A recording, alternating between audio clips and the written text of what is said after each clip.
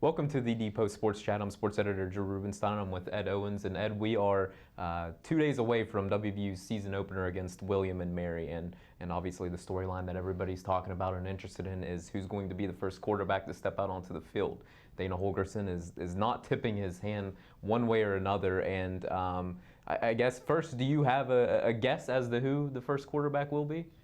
First quarterback coming out, I think it really at this point would just be a guess, and I'll stick with what I've said all through camp. I think it's going to be Clint Trickett. I think he was the guy they tried to give most of the reps to. It seemed like they wanted him to have every opportunity to win the job. I think Paul Millard made it a much harder decision than they thought it was going to be, but I think when it comes down to it, Trickett will be the first guy out there.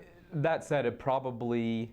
Well, I guess does it matter? Because I know one conversation you had with Shannon Dawson, the offensive coordinator, earlier this week is, say it is Clint Trickett, and he goes out and just is on fire. 6 for 6, 60 yards, a touchdown, leads the Mountaineers to on a touchdown drive. Do you take a guy out like that? How should they handle this situation where they go in saying they want to play both quarterbacks, but how's this thing actually going to play out? I think neither Shannon or Dana has ever dealt with this before. It's something they've both said. They've always entered a season with one quarterback in the starting lineup that they knew who was going to be starting the games for them. So I think it is a little uncharted territory, but I think you have to go with the hot hand. It's the same approach they're taking with the running backs.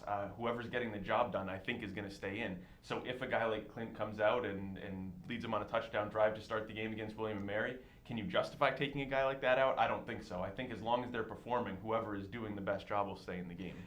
And all that said, I think it's probably the right call to go into the game planning to play both quarterbacks, because honestly, if neither one is separated from the other one through fall camp and the whole off season, what are they really going to do in the 4 days leading up to the season opener?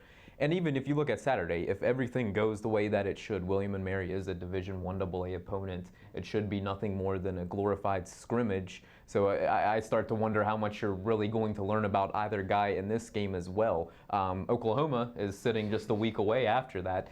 What are the chances you think that we'll actually see both Clint Trickett and Paul Millard play week 2 at Oklahoma? I think the chances are great. Like you said, I don't think you can really read too much into what you see out of William and Mary. You'll get to see the guys in game situations. You'll get to see them decision making. And I think that's what they've been trying to do in practice for the last 2 weeks, trying to get these guys to separate themselves. Will William and Mary's defense be any better than the defense they've been seeing in practice? I don't really know that that's going to be the case. So yeah, I think heading into week 2, you're definitely going to see Clint, you're definitely going to see Paul.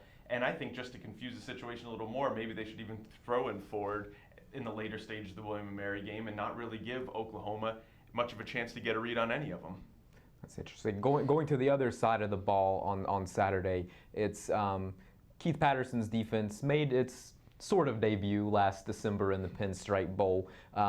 I don't know how fair it is to judge what happened against Syracuse for what Keith wanted to do this offseason. How much will things be different from what we saw in the Pinstripe Bowl versus Saturday? What are the sort of things that Keith Patterson's been trying to do here? Yeah, I don't think it would be fair to use that Pinstripe Bowl performance. Syracuse ran all over the field and really made WVU's defense look bad. Patterson only had a couple weeks to prepare for that game. So I think the product you get this weekend is going to look a lot different than the team that took the field. A lot of the same personnel, but I think they're going to be used differently. I think one of the things they said was up front, they're really taking a different approach. It was a lot more angles. They were not necessarily getting the penetration that they wanted, and then the focus this year has been kind of getting downfield, getting after the quarterback, and putting pressure on them. So I'd say up front is really one place that you can really look to see a big difference this year. One thing I know worked on in a column is you've heard Keith Patterson and a lot of the defenders explain this new defense as simple and complicated, which seems to not make much sense. What do they mean by that? Yeah, I think what they're trying to get across, it's simple for the defense. They know what they're doing. They're getting the calls in quicker. They're being able to adjust the offense differently, but it's really making life more difficult for the offense. There have been a couple times this offseason where WVU's offensive players have said they've looked across the field and not had any idea what the defense was doing. So I think if their own teammates are having that much trouble recognizing what they're doing, it could make things really difficult for opponents this year. And kind of playing off of what we were talking about with the quarterbacks, how much of this defense do you think they'll really show against William & Mary, with the Sooners being 7 days away after that? Yeah, again, probably not very much. I think they're going to do what they need to do to win the game. They're not going to give anything away.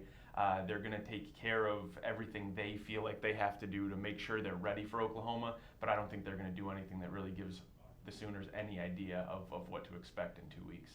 Great. Ed, I appreciate you joining us, and please continue to check thedpost.com. We will have a post-game video up after Saturday's game against William & Mary, and we'll also have a live blog going throughout the game on Saturday at thedpost.com. Thanks a lot.